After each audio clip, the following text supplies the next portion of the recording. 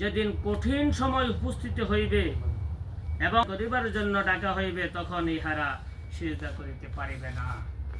যারা দুনিয়াতে আল্লাহকে সিজদা করে নাই, টাকা পয়সার অহংকার দেখিয়েছে, তারা মসজিদে আসারও সুযোগ পায় না, অথবা যদিও আসে, এই নামাজিদের মধ্যে কত প্রকার আছে। নিয়মিত নামাজি আছে, সাপ্তাহিক নামাজি আছে, তারপরে বাৎসরিক নামাজি আছে, আপনার 2 দিন নামাজি আছে, আটকা নামাজি আছে, খটকা নামাজি আছে, তাই না?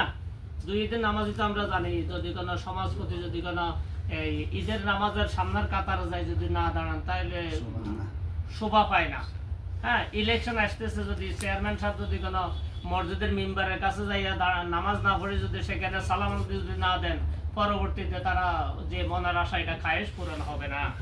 আর আটকা নামাজিও আছে, কিছু কিছু কোনো জায়গায় গেছে আপনার, হ্যাঁ, নামাজে গেছে আপনার বরযাত্রী, আপনার নামাজে গিয়েছে, কোনোদিন আপনার এই নামাজের কিনা দিয়েও যায় নাই, এখন বরযাত্রী নামাজে গেছে, শ্বশুর বাড়িতে আল্লাহু আকবার হয়ে গেছে, পাশে আপনার নামাজের মধ্যে লোকজন দাঁড়াই গেছে, ওই ব্যক্তি তখন আটকা পড়ে নামাজ পড়ে নাই, আটকা পড়ে তখন কি করছে, নামাজ পড়ছে।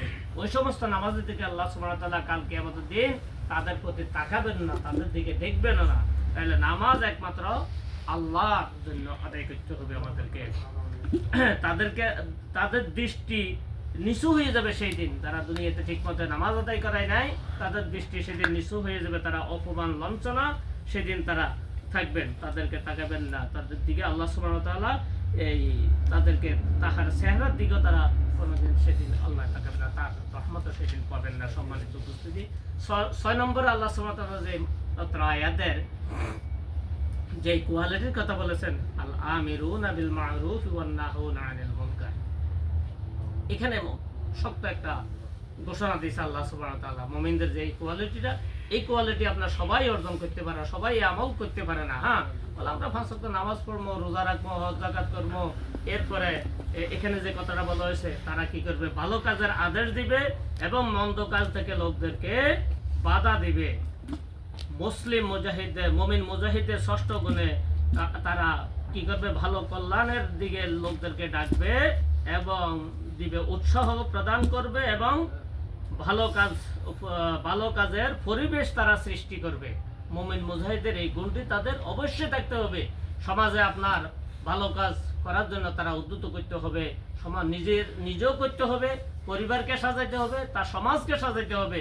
আর মন্দ কাজ চলতেছে আপনার বাড়ির পাশে, আপনার বিভিন্ন একটা আপনার কি কয় নাচ গানের আড্ডা চলতেছে, হ্যাঁ, বিভিন্ন চলতেছে আপনার বাড়ির পাশে দিয়ে, আপনার এই রাস্তা দিয়ে যাচ্ছেন, আমি এখান দিয়ে যাচ্ছি সুন্দর, আমি মাশাআল্লাহ নামাজ পড়ি 5 ওয়াক্ত, আমি যদি কোনো আপনার মাথা ঘন্টা দিয়ে যদি কোনো আমি এখান দিয়ে চলে যাই, বলবো না আমি তো নামাজ আদায় করতেছি, এইগুলো আমার দেখার দরকার নাই, এটা কি হবে? মুমিনদের এই কোয়ালিটি হইতে পারবে না। এই সমস্ত বুজুর্গদেরকে আল্লাহ সুবহানাহু ওয়া তাআলা আরো বেশি শাস্তি দিবেন। তারা বলবে যে তুমি এখান থেকে পারে গেছো, সমাজে ব্যভিচার অনাচার হচ্ছে, তুমি তাকাও নাই, তাদেরকে আল্লাহ সুবহানাহু ওয়া তাআলা শাস্তি দিবেন। কি করতে হবে সেখানে, আপনার এখানে আপনার ভালো কাজের জন্য এই সেখানে একে একে যদি না পারে, তাহলে কি করতে হবে, সেখানে দলবদ্ধভাবে চেষ্টা করতে হবে। একে একে করতে গেলে আপনার যদি কোনো ক্ষয়ক্ষতি মনে করেন, অসুবিধা মনে করেন, তাহলে সেখানে আমাদেরকে কি করতে হবে, দলবদ্ধভাবে আমাদেরকে সৃষ্টি করতে হবে। তাই আল্লাহ সুবহানাহু ওয়া তাআলা সূরা আলে ইমরানের 104 নম্বর আয়াতে ঘোষণা করেন, ওয়ালতাকুম মিনকুম উম্মাতুন ইয়াদউনা ইলাল খায়রি ওয়া ইয়া'মুরুনা বিল মা'রুফি ওয়া ইয়ানহাউনা আনিল মুনকার। তোমাদের মধ্যে এমন কিছু লোক থাকিতে হইবে যারা নেকি ও মঙ্গলের দিকে ডাকিবে, ভালো কাজের আদেশ দিবে এবং পাপ অন্যায় কাজ হইতে লোকদেরকে বিরত রাখিবে। যারা এই কাজগুলি করবে তারাই সার্থকতা পাইবে। মুমিনদের এই গুণটা অবশ্যই থাকতে হবে। তারা কি করবে, সমাজে মন্দ কাজ থেকে ফিরে থাকার জন্য চেষ্টা করতে হবে। সম্মানিত উপস্থিতি, এরপরে যে এই কাজের ব্যাপারে যদি কোনো না করা হয়, আল্লাহ রাসূল সাল্লাল্লাহু আলাইহি সাল্লাম হুঁশিয়ারি করে দিয়েছেন, মান রাআ মিনকুম মুনকারান ফালিয়ুগাইয়িরহু বিয়াদিহি ফাইন লাম ইস্তাতি' ফাবিলিসানিহি ফাইন লাম ইস্তাতি' ফাবিকলবিহি ওয়া যালিকা আযআফুল ঈমান। তোমাদের কেউ যখন কোনো অন্যায় অপরাধ দেখবে, তখন কি করবে, সে তার হাত দিয়া, তার ক্ষমতা দিয়া সে এই প্রতিহত করবে। যদি সে এই কাজ করতে যদি পরিবেশ না পায়, তখন সে তার জবান অর্থাৎ বিবৃতি বক্তৃতা বিভিন্ন এর মাধ্যমে সে এগুলা বিবৃতি স্লোগানের মাধ্যমে অর্থনৈতিকের মাধ্যমে তা পরিহার করার জন্য চেষ্টা করবে। এতেও যদি কোনো সে সক্ষম না হয় তবে সে যেন তার অন্তর দিয়ে পরিকল্পনা করে, অন্তর দিয়ে ঘৃণা করা, অন্তর দিয়ে পরিকল্পনা করে সমাজ থেকে ব্যভিচার বেনিচার এই অসৎ লোকদেরকে কিভাবে হটাইয়ে ভালো লোকদেরকে চেয়ারম্যানের দায়িত্ব দেওয়া যায়, কাউন্সিলের দায়িত্ব দেওয়া যায়, 300 যে পার্লামেন্টে ভালো লোকদেরকে কিভাবে আপনার বসানো যায়, সেখানে সেই পরিবেশ তাদেরকে সৃষ্টি করতে হবে। সর্বশেষ যেই এখানে হাদিসের ভাষ্য তাকে অন্তর দিয়া সেই পরিকল্পনা করতে হবে।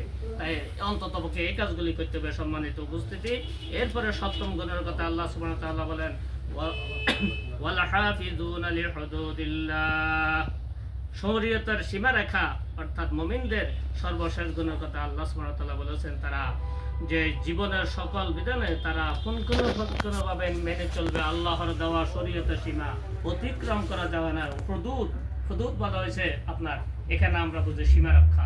তারা এই সীমা রক্ষার ভিতরে আমাদেরকে, মুসলমানদেরকে এই গণ্ডির ভিতরে আমাদেরকে চলতে হবে, অর্থাৎ ইসলামের ভিতরে, কোরআনের ভিতরে, কোরআন থেকে আমাদের এই সীমা রেখার ভিতরে হলো ইসলাম, কোরআন, আল্লাহ রাসূলের সুন্নাত, এর ভিতরে আমাদেরকে এর ভিতরে চলতে হবে। ওয়ালা তাত্তাবিউ খুতুওয়াতিশ শাইতান ইন্নাহু লাকুম আদুউম মুবিন, শয়তানের পথ আমাদেরকে অনুসরণ করা যাবে না, কারণ শয়তান আমাদের কি প্রকাশ্য দুশমন না গোপনীয় দুশমন? শয়তান আমাদের প্রকাশ্য দুশমন। সম্মানিত উপস্থিতি, সর্বশেষ আল্লাহ সুবহানাহু ওয়া তাআলা বলেন যাদের এই গুণগুলি থাকবে তাদেরকে আল্লাহ রাসূল সাল্লাল্লাহু আলাইহি ওয়াসাল্লাম বলা হয়েছে, হ্যাঁ,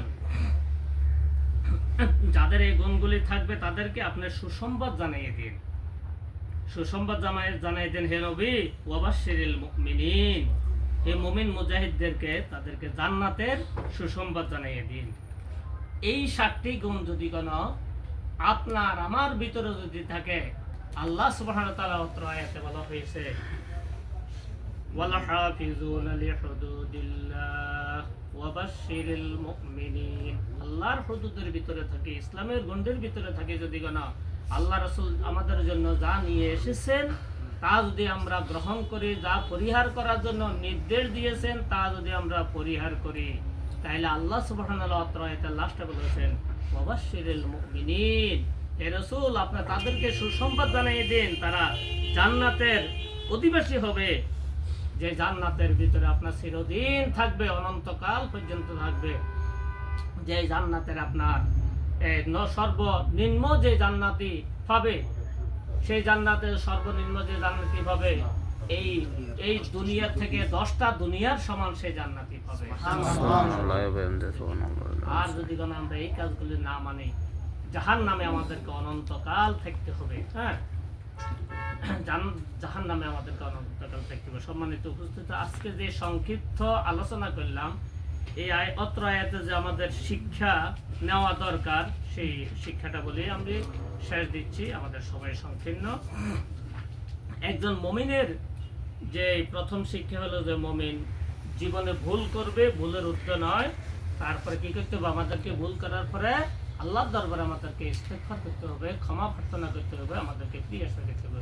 আমাদের দেশে একটা প্রথা আছে যে এই তওবা করার জন্য একটা সিস্টেম আছে, যখন সে চলতে পারে না, খাট থেকে উঠতে পারে না, লাঠি বল দিয়েও হাঁটতে পারে না, তখন ছেলে অথবা নাতি নাতরে বলে যে আমার জন্য ইমাম সাহেবের ডাকিয়ে না, পীর সাহেবের ডাকিয়ে না, আমার একটু তওবা পড়িয়ে দাও।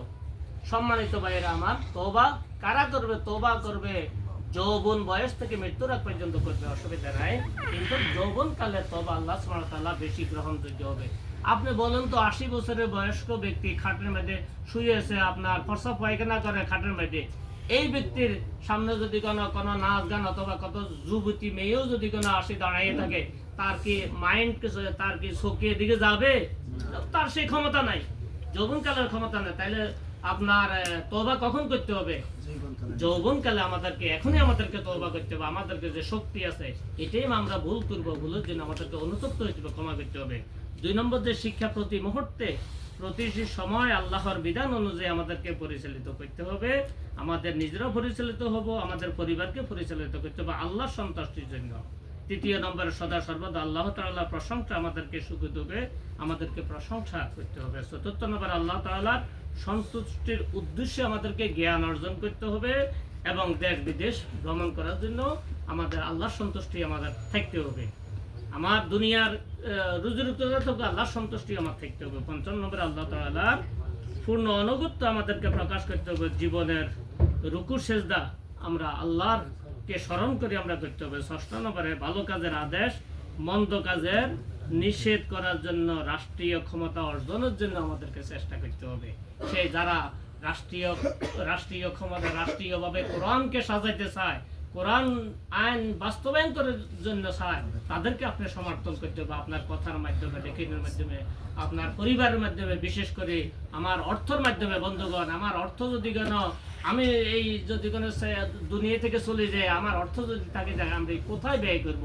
আমার সন্তানাদি কি ভালো কাজে খরচ করবে না মন্দ কাজে করবে তা তো আমার জানা নাই। তাইলে তারা সমাজ প্রতিষ্ঠা করার জন্য সেখানে আমাদেরকে ন্যূনতম সামান্য অর্থ আমাদেরকে ব্যয় করতে হবে। ষষ্ঠ নম্বরে এই গুণের, সপ্তম নম্বরে এই গুণের অর্জনের জন্য ইসলামী রাষ্ট্রের প্রয়োজন। বিধিবিধান নিজেও চলতে পারবো, তাইলে ইসলামী রাষ্ট্রই হলো যে এই জন্য আপনার আমাদের কায়েম করার জন্য, সমাজ পরিবর্তন করার জন্য আমাদেরকে চেষ্টা করতে হবে। তাইলে আমরা সুন্দরভাবে চলতে পারবো। আমাদের সেই আকাঙ্ক্ষা আল্লাহ সুবহানাহু ওয়া তাআলা আমাদেরকে পূরণ করবেন। সম্মানিত উপস্থিতি, বাংলাদেশ কোরআন প্রশিক্ষণকারীরা আমাদের এই আহ্বান করছে আমরা যেন এই আজকের আলোচনা থেকে আমি ভুল ভ্রান্তি যেন আল্লাহ সুবহানাহু ওয়া তাআলা ক্ষমা করেন এবং আলোচনা থেকে যেন আমাদেরকে যেন শিক্ষা গ্রহণ করে যেন আমরা আমাদের বাস্তব জীবনে যেন আমল করতে পারি। আল্লাহ সুবহানাহু ওয়া তাআলা আমাদেরকে তৌফিক দান করেন। ওয়া আখিরু দাওয়ানা আলহামদুলিল্লাহি।